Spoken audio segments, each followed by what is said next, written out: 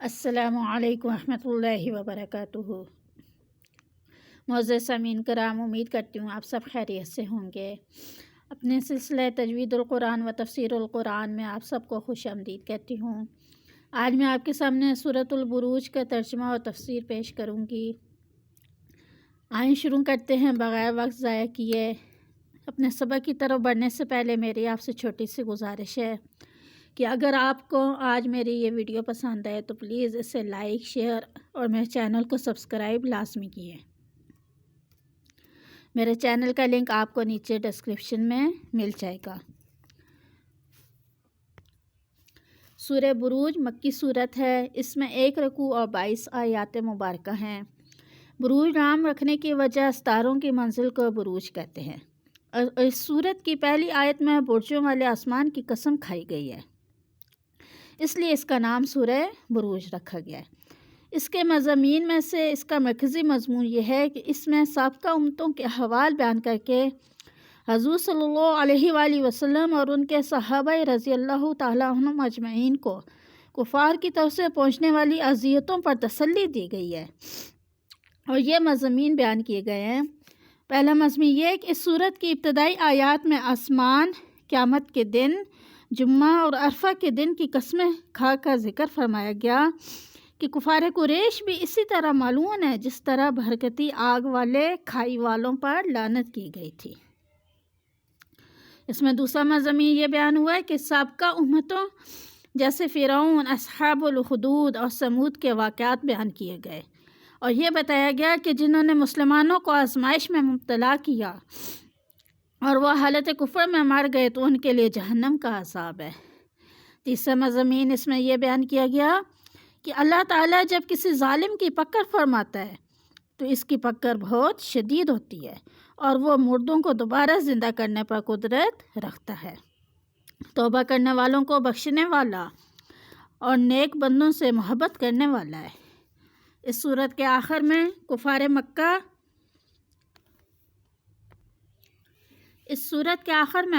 مکہ سابقہ امتوں سے نصیحت حاصل کرنے کی بجائے نبی صلی اللہ علیہ وآلہ وسلم اور قرآن مجید کو جھٹلانے میں لگے ہیں۔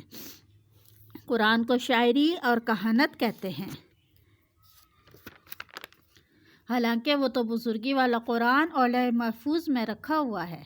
سورہ انشقاق کے ساتھ اس کی مناسبت یہ ہے کہ دونوں صورتوں کی پہلی آیات میں آسمان کا ذکر ہے، اور دونوں صورتوں میں نیک اعمال کرنے والوں کے لیے جنت کی بشارت اور برے کام کرنے والوں کے لیے جہنم کی بشارت اور قرآن کریم کی عظمت بیان کی گئی ہے۔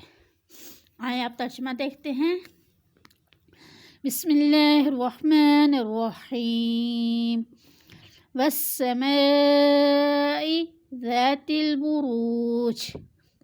والسماء قسم ہے آسمان کی، ذات البروج جس میں برج ہے، قسم ہے آسمان کی جس میں برج ہیں۔ والیوم الموعود، والیوم اور اس دن کی، موعود جس کا وعدہ ہے، والیوم الموعود اور اس دن کی جس دن کا وعدہ ہے، وشاہد اور جو حاضر ہوتا ہے، ومشہود اور جس کے پاس حاضر ہوتے ہیں، وشاہد اور حاضر ہونے والے کی، ومشہود اور جس کے پاس حاضر ہوتے ہیں۔ قتلا مارے گئے، اصحاب الاخدود کھائیوں کھودنے والے، قتلا مارے گئے، اصحاب الاخدود کھائیاں کھودنے والے، الناری آگ، ذات الوقود آگ ہے بہت ایندھن والی، الناری آگ ہے، ذات الوقود ایندھن والی، اذ ہم علیہا، اذ ہم جب وہ علیہا اس پر، قعود بیٹھے، وہم علی اور وہ علی پر، ما یفعلون جو وہ کر رہے تھے، بالمؤمنین مومنوں کے ساتھ، شہود بیٹھ کر دیکھ رہے تھے اپنی آنکھوں سے۔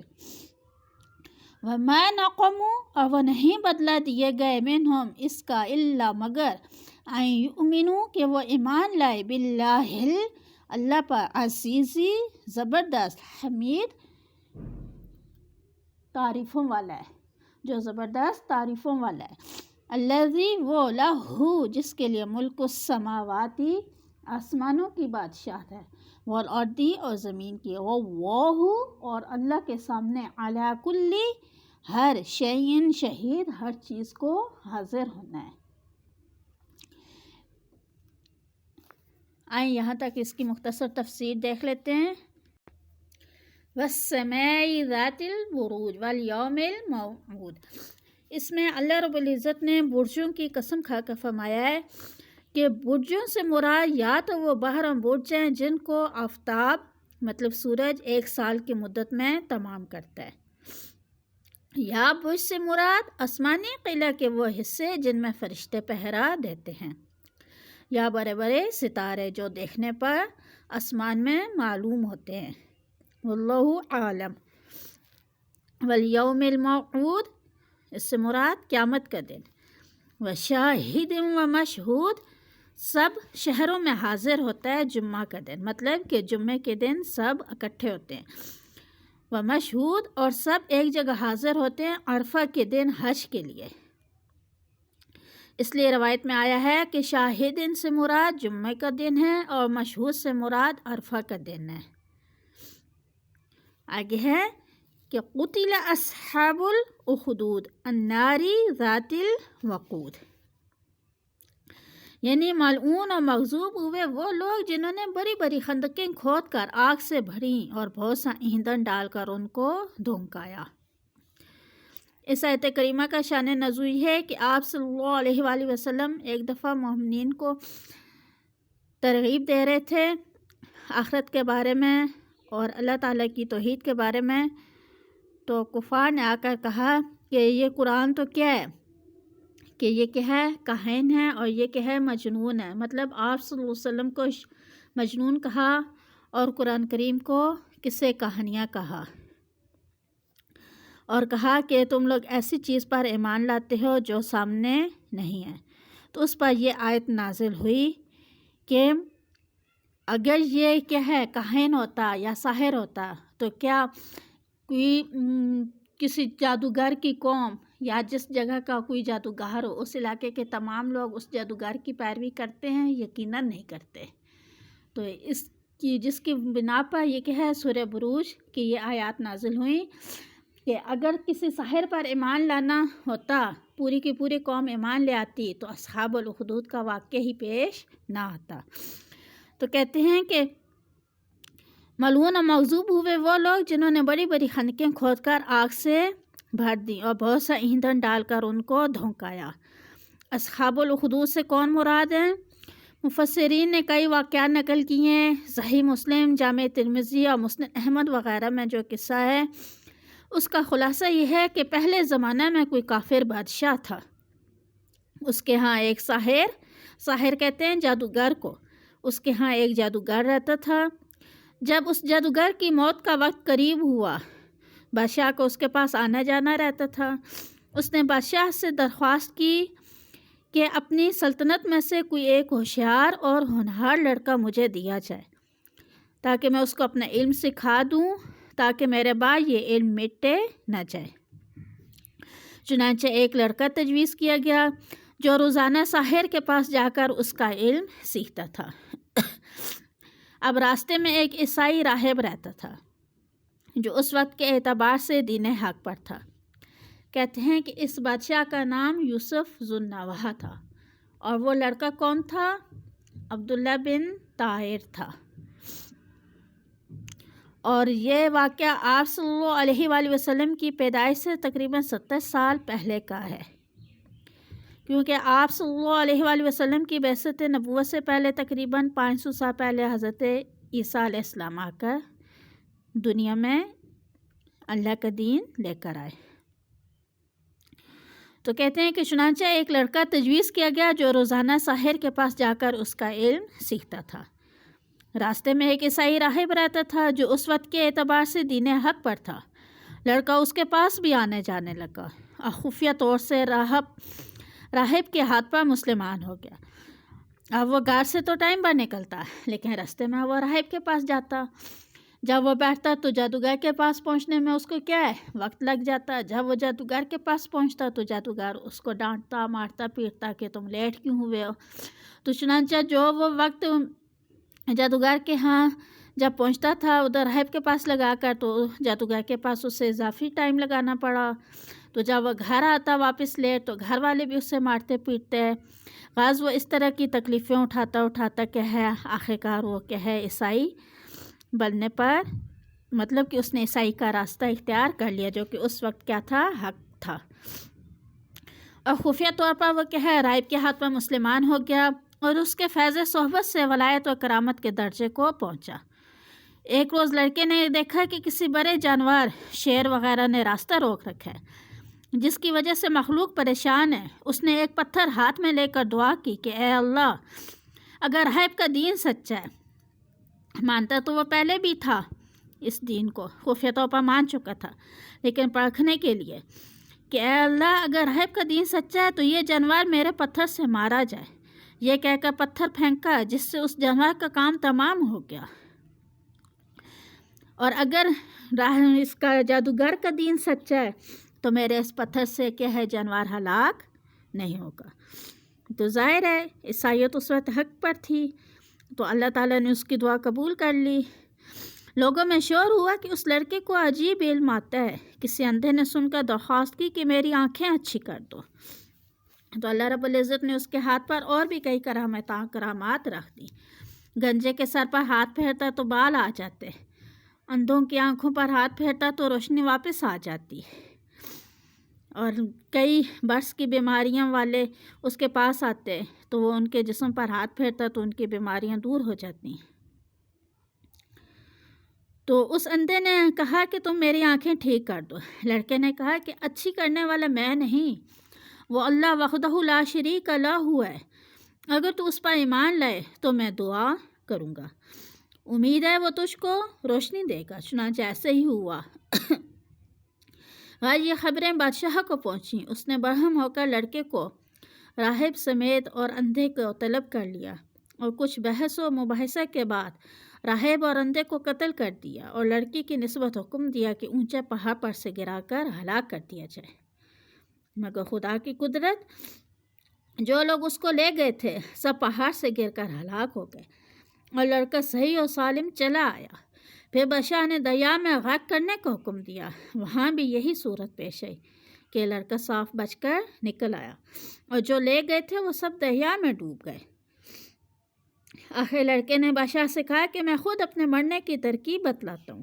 آپ سب لوگوں کو ایک میدان میں جمع کریں، ان کے سامنے مجھ کو سولی پر لٹکائیں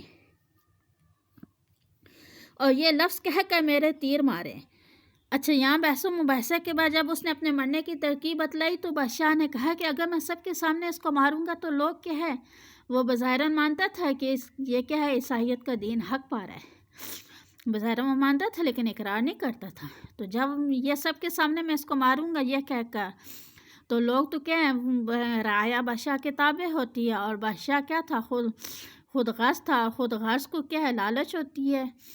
تو اس نے کہا کہ ٹھیک ہے اگر میں نے اس طرح مارا تو لوگ تو ایمان لے آئیں گے کہ دیکھو یہ خود اس رب کو مان رہا ہے تو ہم بھی اس کے رب کو مانیں. تو اس نے کہا کہ نہیں، میں تمہیں اندھیرے کمرے میں 4 لوگوں کے بیچ میں ماروں گا.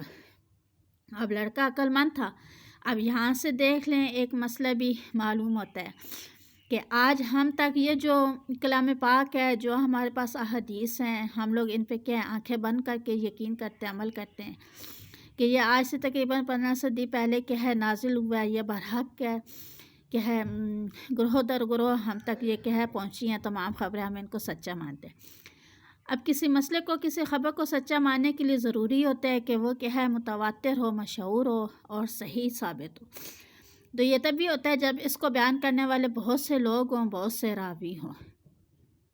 تو اور فطرت بھی ہے کہ اسی چیز کو مانا جاتا ہے جو کہ ہے جس کو بہت سے لوگوں نے دیکھا ہو اور وہ اس کو مانتے ہیں. تو چنانچہ لڑکا تو عقل مند ہے کہ اگر میں اندھیرے میں اس کو اس طرح یہ مجھے مارے گا تو لوگ تو سمجھیں گے کہ ہاں بھئی اس کا دین جھوٹا ہے اور جو بادشاہ کا دین کیا سچا ہے. تو اس نے کہا ہے کہ نہیں، تو مجھے میدان میں سب لوگوں کے سامنے اس طرح مارو گے تو تب میری موت ہوگی. تو چنانچہ کیا ہے تاکہ یہ کہ ہے لوگوں کو پتہ چل سکے. تو چنانچہ بشا تو خود غص تھا، اس سے تو لالچ تھی، چنانچہ ایسا ہی کیا گیا. اور جب تم مجھے مارو گے تیر تو تم یہ کہو گے کہ بسم اللہ رب الغلامی. کیا مطلب؟ کہ اس اللہ کے نام پر جو رب ہے اس لڑکے کا. چنانچہ بادشاہ نے ایسا ہی کیا اور لڑکا اپنے رب کے نام پر قربان ہو گیا. یا جی واقعہ دیکھا یہ لخت لوگوں کی زبان سے ایک نعرہ بلند ہوا کہ آمنا برب الغلامی، ہم سب ایمان لائے لڑکے کے رب پر. لوگوں نے بادشاہ سے کہا کہ لو جس چیز کی روک تھام کر رہے تھے وہی پیش آئی.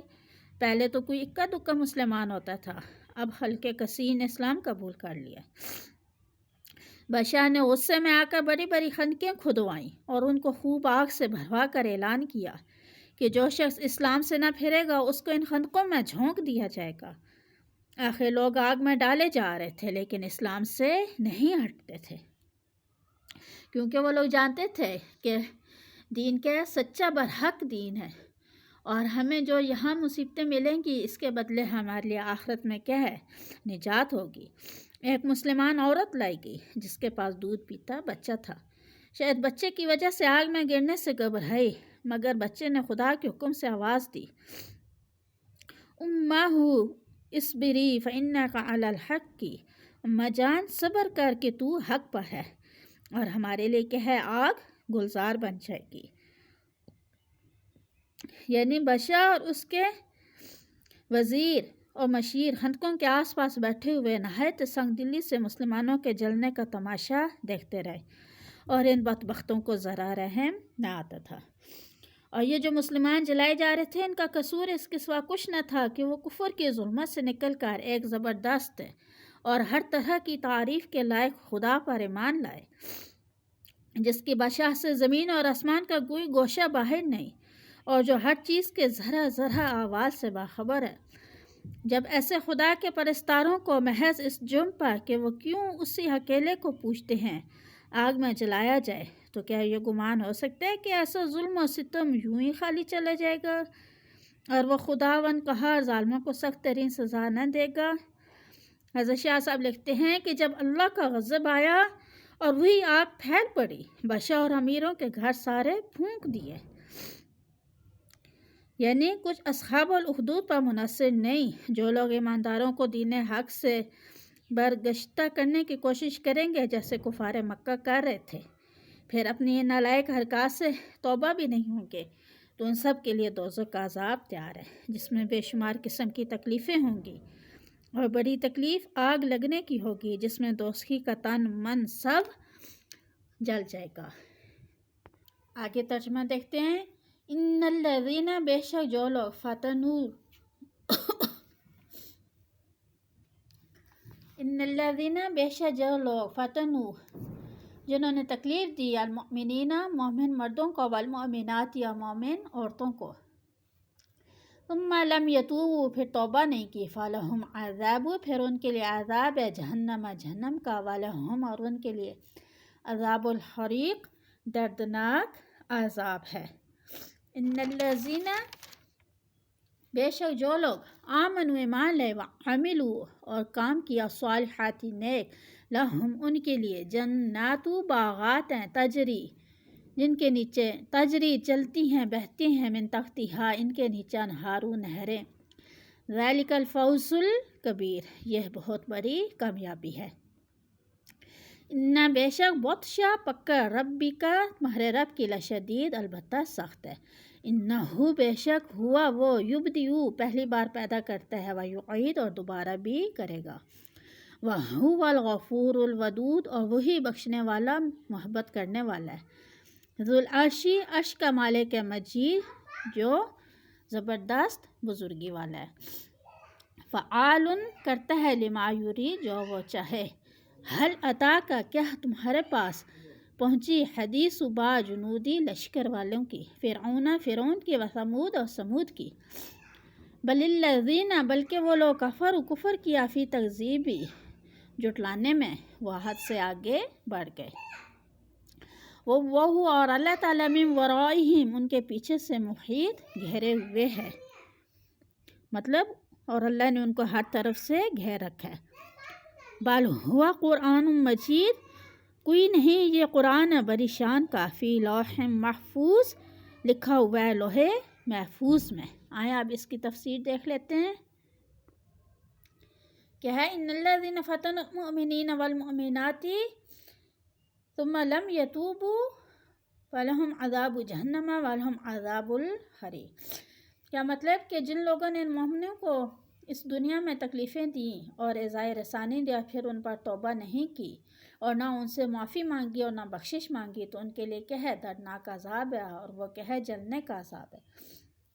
آگے فرمایا کہ جو یہاں کی تکلیفوں اور ایذا سے کیا ہے؟ مومن لوگ نہ گھبرائیں، بلکہ بڑی اور اخروی کامیابی انہی کے لیے ہے جس کے مقابلے میں یہاں کا عیش یا تکلیف سب ہیچ ہے۔ اس لیے ظالموں اور مجرموں کو پکڑ کر سخت ترین سزا دیتا ہے، یعنی اس کے لیے کیا ہے؟ پہلی مرتبہ بھی کیا ہے؟ دنیا کا عذاب ہے، اور دوسری مرتبہ بھی آخرت کا، کہ جو لوگ کیا ہے مسلمانوں کو مومنوں کو تکلیف دیتے ہیں ان کے لیے دنیا میں بھی رسوائی اور آخرت میں بھی۔ یا اس کا مطلب یہ ہے کہ اول مرتبہ آدمی کو وہی پیدا کرتا ہے اور دوسری مرتبہ موت کے بعد بھی وہی پیدا کرے گا۔ بس مجرم اس دھوکہ میں نہ رہے کہ موت جب ہمارا نام و نشان مٹا دے گی پھر ہم کس طرح ہاتھ آئیں گے۔ یعنی باوجود اس صفت قہاری و سخت گیری کے اس کی بخشش اور محبت کی بھی کوئی حد نہیں۔ وہ اپنے فرما بردار بندوں کی خطائیں معاف کرتا ہے، ان کے عیب چھپاتا ہے اور طرح طرح کے لطف و کرم اور عنایت و شفقت سے نوازتا ہے۔ یعنی اپنے علم اور حکمت کے موافق جو کرنا چاہے کچھ دیر نہیں لگتی، نہ کوئی روکنے ٹوکنے کا حق رکھتا ہے۔ بہرحال نہ اس کے انعام پر بندہ کو مغرور ہونا چاہیے اور نہ انتقام سے بے خوف، بلکہ ہمیشہ اس کی صفات جلال و جمال دونوں پر نظر رکھے۔ ایک مدت تک تو انعام کا دروازہ ان پر کھلا رکھا تھا اور ہر طرف سے طرح طرح کی نعمتیں ان کو پہنچتی تھیں، پھر ان کے کفر و طغیان کی بدولت کیسا سخت انتقام لیا گیا جو دنیا میں کیا ہے مسلمانوں کو تکلیفیں دیتے رہے۔ آگے فرمایا کہ کفار کو تو ان قصوں سے عبرت حاصل کرنی چاہیے، مگر وہ کچھ عبرت نہیں پکڑتے اور عذاب الہی سے ذرا نہیں ڈرتے، بلکہ ان قصوں کے اور قرآن کے جھٹلانے میں لگے ہوئے ہیں۔ یعنی جھٹلانے سے کوئی فائدہ نہیں، ہاں اس تکذیب کی سزا بھگتنا ضروری ہے۔ اللہ کے قبضے قدرت سے وہ نکل نہیں سکتے اور نہ ہی وہ سزا سے بچ سکتے۔ قرآن ایسی چیز نہیں جو جھٹلانے کے قابل ہو، یا وہ چند احمقوں کے جھٹلانے سے اس کی شان اور بزرگی کم ہو جائے گی، نہیں۔ جہاں کسی قسم کا تغیر اور تبدل نہیں ہو سکتا، پھر وہاں سے نہایت حفاظت و اہتمام کے ساتھ صاحب وحی کے پاس پہنچایا جاتا ہے، اور یہاں بھی قدرت کی طرف سے اس کی حفاظت کا ایسا سامان ہے جس میں کوئی طاقت رکھنا نہیں ڈال سکتی۔ امید کرتی ہوں کہ آپ سب کو اچھی طرح ذہن نشین ہوگی، تو آپ سے گزارش ہے کہ اس کو آگے شیئر لازمی کریں، اور اگر ہو سکے تو میرے چینل کو لازمی سبسکرائب کیا کریں۔ جزاکم اللہ خیرا۔ السلام علیکم۔